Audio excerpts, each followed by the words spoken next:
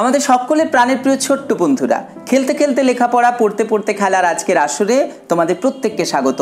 আজকে আমরা মজা করে অঙ্কের একটা বিষয় শিখব। কি বলো তো? আজকে আমরা শিখব গসাগু নির্ণয় করতে। কিন্তু সেই গসাগুটা আমরা কিভাবে করব? হাতে কলমে করব। এবং আজকে আমরা একটা নতুন জিনিস শিখব, সেটা হচ্ছে কি, ভাগ প্রক্রিয়ার সাহায্যে গসাগু নির্ণয়। হ্যাঁ, এবং এটা করার জন্য আমাদের কিন্তু কিছু উপকরণ লাগবে, কিছু কাগজ, কিছু কাঠি, এই সব দিয়েই আমরা এই কাজটা করব এবং মজা করে শিখে যাব। তাহলে দেখো তোমাদের বইয়ে কি বলছে যে তোমরা বের করে ফেলো তোমাদের আমার গণিত বইয়ের, এই যে তোমাদের পঞ্চম শ্রেণীর আমার গণিত বইয়ের 53 পাতা। এই 53 পাতা থেকে আমি তোমাদের দেখাচ্ছি, ঠিক আছে? তাহলে দেখো বলছে কি, যে কাগজের টুকরো নিয়ে 12 এবং 18 এর গসাগু খুঁজি। তার মানে 12 এবং 18 এর গসাগু আমরা কিন্তু কাগজের সাহায্যে পেয়ে যাব, কিন্তু সেটা একটা নতুন পদ্ধতি। সেই পদ্ধতিটার নাম আমি বলছি, ভালো করে আগে দেখে নাও পদ্ধতিটা কি হচ্ছে। বলছে একটি কাগজের টুকরো নিলাম যাতে 12টি সমান বর্গ আছে এবং 18টি সমান বর্গ আছে। তাহলে দেখো এরকম নিয়েছে 12 এবং 18। তাহলে দেখো আমি এখানে 18টা নিয়েছি এবং 12টা নিয়েছি, সমান বর্গাকার কাগজ। তোমরা গ্রাফ পেপার নিয়ে কেটে এটা করে নিতে পারো।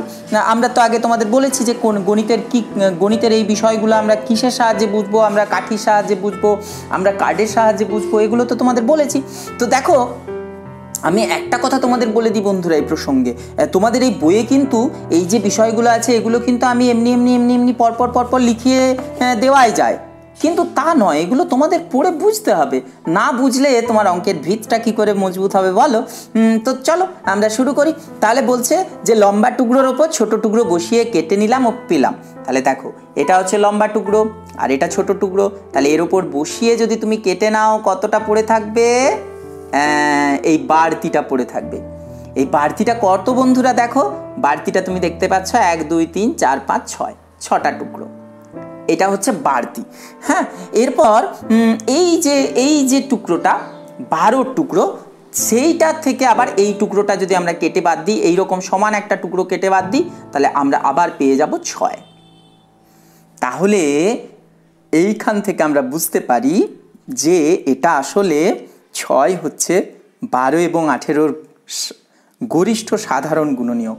কারণ দেখো 18 এবং 12কে তুমি সবচেয়ে বেশি 6 জায়গায় সমান ভাগে ভাগ করতে পারবে। তাহলে আমি প্রথম থেকে কি করলাম, আমি দেখো 18 থেকে যখন আমি 12টা কেটে বাদ দিলাম, তার মানে আসলে আমি এই 18কে 12 দিয়ে ভাগ করলাম। তাহলে 12 1 12 দিয়ে আমার কটা পড়েছিল? তাহলে দেখো আমি আবার তোমাদের দেখাই পরপর ধাপগুলো, ভালো করে দেখো তোমরা। এই 18টা ছিল আর এখানে 12টা ছিল। তাহলে দেখো 18 থেকে 12 কেটে বাদ দিলাম, মানে আমি 18কে 12 দিয়ে ভাগ করলাম। এটাও কিন্তু তাই, মানে বারবার বিয়োগ করা, অর্থাৎ 18 থেকে আমি 12 বিয়োগ করতে পারছি। কবার বিয়োগ করতে পারছি? একবার। ভাগ মানে কি? বারবার বিয়োগ। আর গুণ মানে বারবার যোগ। তাহলে আমি এখানে বিয়োগ করতে পারছি, কিন্তু আমি কটা আমার পড়ে থাকছে? ভাগশেষ থাকছে আমার 6। ঠিক আছে, এবারে এই 12কে আমি এবার 6 দিয়ে ভাগ করব। অর্থাৎ এই যে এইটা আমি এখানে লিখে দিলাম, 12কে 6 দিয়ে ভাগ করব। তাহলে দেখতেই পাচ্ছ তুমি, যদি আমি সমান ভাগে ভাগ করে দিই, এই দেখো এখানে আমি 6টা পেয়ে যাচ্ছি। অর্থাৎ কেটে দিলে আমার যে টুকরোটা পাচ্ছি সেটা 6টা, আবার এটা তো 6টাই, তার মানে এটাকে আমি 2 জায়গায় ভাগ করতে পারবো। তার মানে আমি 6 2 12 পাবো। তার মানে আমার ভাগ শেষ হয়ে গেল 0। তার মানে আমার এইটা হচ্ছে উত্তর। এই 6 হচ্ছে 12 এবং 18 এর গসাগু। ঠিক আছে, 12 এবং 18 এর গসাগু যে আমরা 6, সেটা তো বুঝতে পারলাম। এর পরের অঙ্কটাই কি বলছে, ভাগ প্রক্রিয়ার সাহায্যে দেখি 14টি গোটা আপেল ও 21টি কমলা লেবু সবচেয়ে বেশি কতজনের মধ্যে আমরা সমান ভাগে ভাগ করতে পারি। তাহলে দেখো এখানে আমি 14টা কি নিয়েছি? আপেল। এগুলো কিন্তু আপেল, আর এগুলো হচ্ছে কি? কমলা লেবু। 21টা কমলা লেবু নিয়েছি। তাহলে আমাদের এই কাঠিগুলো কখনো হয়ে যায় আপেল, কখনো হয়ে যায় কমলা লেবু, এটা তো তোমরা জানো। তো এরপর আমরা এই দুটোর আমরা কি করব? ভাগ প্রক্রিয়ার সাহায্যে গসাগু নির্ণয় করব। তাহলে প্রথমে আমি যেটা করব সেটা হচ্ছে এই 21কে আমরা 14 জায়গায় ভাগ করব। মানে ব্যাপারটা কি? অর্থাৎ এই যে 14টা আছে এটাকে আমি এই ছড়িয়ে রাখলাম, তোমরা রাখো 14টা। তাহলে দেখো 1 2 3 4 5 6 7 8 9 10 11 12 13 14, ঠিক। তাহলে এই আমার হয়ে গেল 14টা আমি ছড়িয়ে রেখেছি। এরপর আমি করব কি, এই 21কে ঠিক আমি 14 জায়গায় ভাগ করব। তাহলে আমার 21-এর মধ্যে কটা 14 আছে বলো? তার মানে কি 21-এর মধ্যে আমার কটা 14 আছে সেটা হিসেব করে দেখি। তাহলে চলো এটা আমরা হিসেব করে দেখি, আমাকে তো এই খুচরো করে নিতে হবে। তাহলে আমি এই 21-এর মধ্যে কটা 14 আছে হিসেব করছি। তাহলে আমি প্রথমেই আগে একটা একটা করে দিই। তার মানে আমি দিলাম প্রথমেই 14টা দিয়ে দিলাম। তাহলে দেখো 1 2 3 4 1 2 3 4 5 6 7 8 9 10 11 12 13 আর 14। তাহলে দেখো আমি 14টা দিয়ে দিলাম। এরপর আমার কটা পড়ে রইল বন্ধুরা? আমরা দেখতে পাচ্ছি তাহলে 14কে যদি আমি দিয়ে দিই 14 1 14, একটা করে দিলাম, তাহলে আমার 7টা পড়ে থাকবে। তাহলে এরপর আমার কাছে কটা পড়ে রইল বন্ধুরা? আমরা দেখতে পাচ্ছি 1 2 3 4 5 6 7, আমার কাছে 7টা পড়ে রইল, ঠিক আছে।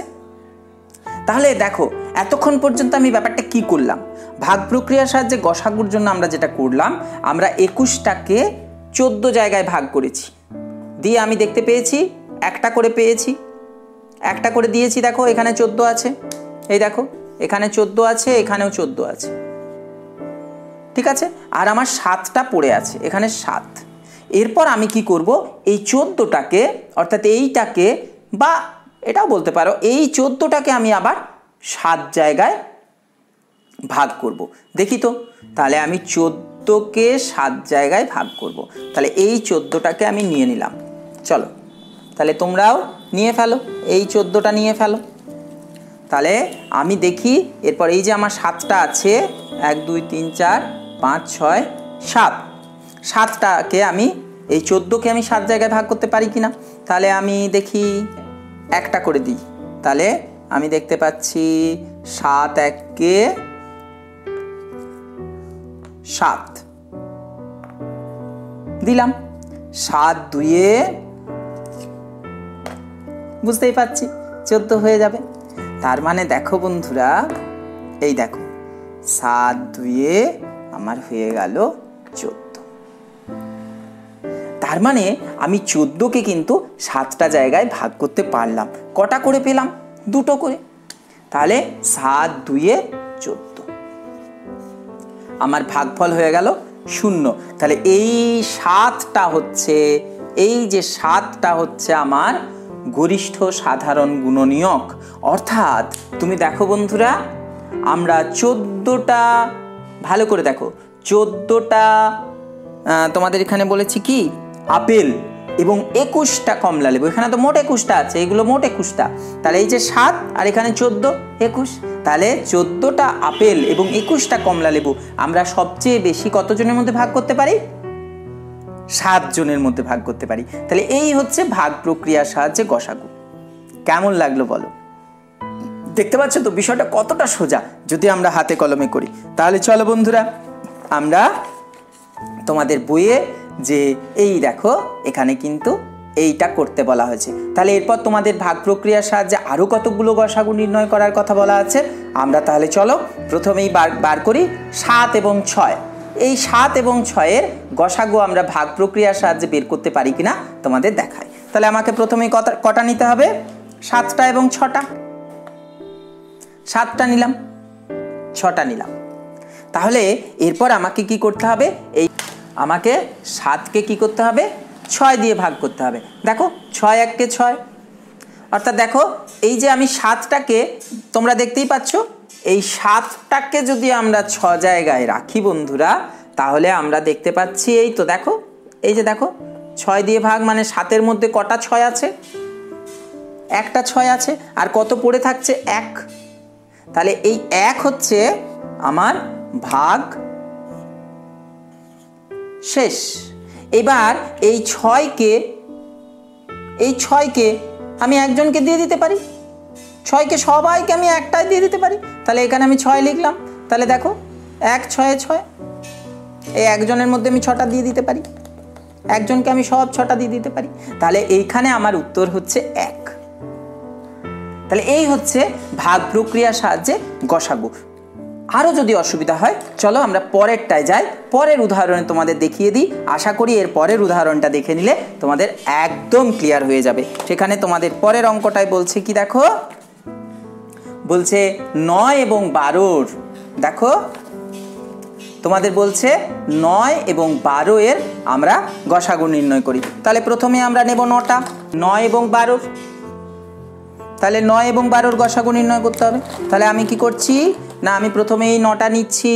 দেখো 1 2 3 4 5 6 7 8 এবং 9, এই 9টা নিলাম। এরপর আমাকে কি করতে হবে না, আমাকে 12টা নিতে হবে। তাহলে আমরা তো জানি, তাহলে দেখো আমি এরপর 12টা নেব। 12টাকে আমি এরপর দেখি যে আমি এই 12কে 9 জায়গায় ভাগ করলে আমার কি হয়। তাহলে আমি প্রথমেই কি করব বন্ধুরা, চলো এই অঙ্কটার ক্ষেত্রে আমরা প্রথমেই কি করব, 12কে 9 দিয়ে ভাগ করব। অর্থাৎ বড় সংখ্যাটাকে ছোট সংখ্যা দিয়ে তো ভাগ করা যাবে। তাহলে 12-র মধ্যে কটা 9 আছে দেখি। তাহলে চলো আমরা তো বুঝতেই পাচ্ছি যে এই দেখো সবাইকে আমি একটা করে দেব। এই দেখো আমি একটা করে দিলাম।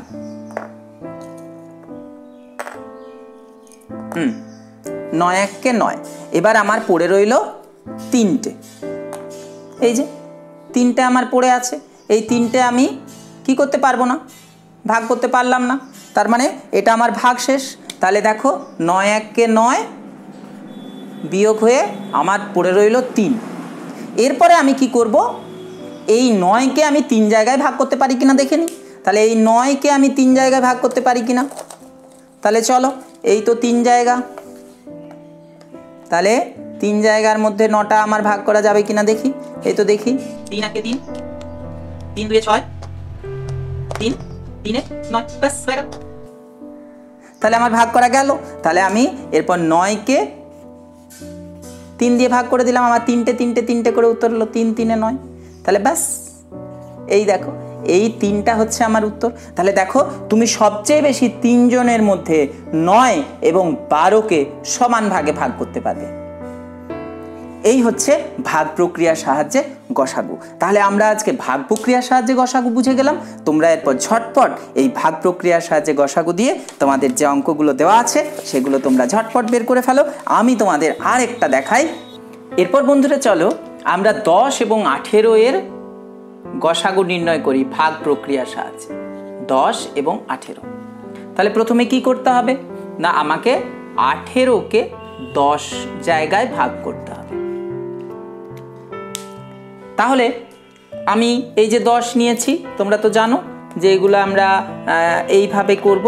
তাহলে আমি এই 10টাকে আমি 10 জায়গায় ছড়িয়ে দিই। এই হচ্ছে 10, আর এখানে আমার 18 আছে। তাহলে তোমরা বুঝতেই পারছো যে এগুলোকে যদি আমি এখানে 18 থেকে আমরা যদি 10 বাদ দিই তাহলে আমার কত পড়ে থাকবে। তাহলে তোমরা বুঝতে পারছো যে আমার পড়ে থাকবে 8। ঠিক আছে, যে 10 1-কে 10, অর্থাৎ 18-র মধ্যে 10 আছে একটা, এবং বাকি কত পড়ে থাকলো 8। ঠিক আছে, তাহলে বাকি পড়ে রইল যে 8, সেটাকে আমরা কি করব। তাহলে বাকি আমার পড়ে রইল 8। 1 2 3 4 5 6 7 8। ঠিক আছে, এই 8টা আমার পড়ে আছে। এই 8টার মধ্যে আমি আবার 10কে ভাগ করব। তাহলে আমি বুঝতে পাচ্ছি যে 8-এর মধ্যে যদি আমি 10 ভাগ করে দিই তাহলে আমার পড়ে থাকবে 2। তাহলে দেখো এবারে আমি এই 10কে 8 দিয়ে ভাগ করব। তাহলে 8 1-কে 8, আমার পড়ে থাকছে 2। এই যে 2 পড়ে রইল। এরপর আমরা এই 8টাকে 2 জায়গায় ভাগ করতে পারি কিনা দেখি। আমরা 2 জায়গায় ভাগ করতে পারবো। তাহলে 2 1 2, 2 2 4, 2 3 6 আর 2 4 8। বাস, সিম্পল। তাহলে তুমি বুঝতে পেরে গেলে 2 হচ্ছে সবচেয়ে বড় সংখ্যা, যাকে দিয়ে 10কেও ভাগ করা যায় এবং 18কেও ভাগ করা যায়। অর্থাৎ 10টা জিনিস এবং 18টা জিনিস সবচেয়ে বেশি দুজনের মধ্যে ভাগ করা যায়। এই হচ্ছে গল্প। তাহলে তোমরা আশা করি বুঝে গেলে যে ভাগ প্রক্রিয়ার সাহায্যে আমরা কিভাবে গসাগু নির্ণয় করব। তো তোমরা এরপর বন্ধুরা তোমাদের বইয়ে ভাগ প্রক্রিয়ার সাহায্যে কিছু গসাগু নির্ণয় করতে দেওয়া আছে। আমি তোমাদের এইগুলো তোমরা নিজেরা করো এবং করে আমাদের দেখাও। তার সাথে আমি কতগুলো সংখ্যা দিচ্ছি এগুলোরও তোমরা ভাগ প্রক্রিয়ার সাহায্যে গসাগু নির্ণয় করে দেখাবে। সেটা হচ্ছে 12 16, 18 24, 15 20, 24 32। এই সংখ্যাগুলোরও তোমরা ভাগ প্রক্রিয়ার সাহায্যে গসাগু নির্ণয় করে দেখাও। দেখা হবে এই মজা করে হাতে কলমে অঙ্ক শেখার পরের ক্লাসে। এইভাবে আবার বলছি, আমরা কিন্তু সব অঙ্কগুলো সুন্দর করে শিখে যাব। আর তোমরা যদি এইরকমভাবে সমস্ত কিছু হাতে কলমে অঙ্কগুলো শিখতে চাও, শিখে নিতে পারো বাকি অঙ্কগুলো। তাহলে দেখা হচ্ছে আমাদের পরের ক্লাসে। খুব ভালো থাকবে সবাই, টাটা। আর হ্যাঁ, তোমাদের যদি এই নিয়ে কারো কোনো প্রশ্ন থাকে অবশ্যই আমাদের ফোন করে জানাও, আমাদের হোয়াটসঅ্যাপে জানাও, বা আমাদেরকে টেলিগ্রাম করতে পারো, বা আমাদের ফোনও করে তোমরা জেনে নিতে পারো। দেখা হবে তাহলে পরের ক্লাসে। খুব ভালো থাকবে সবাই, টাটা।